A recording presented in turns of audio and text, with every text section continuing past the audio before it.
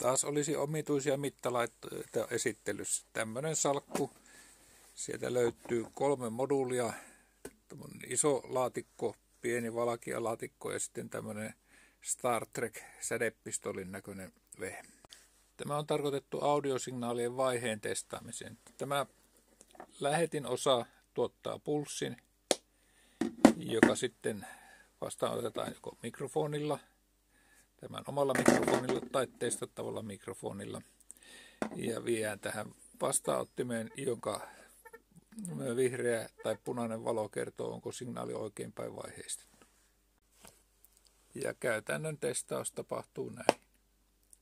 Tällä kertaa mikki oli oikeinpäin vaiheistettu. Kaiutinjärjestelmän vaiheistusta testattaessa tämä mikrofoniyksikkö työnnetään tuonne ja tältä pistoolista tulee sitten jännitepulssi vahvistettu.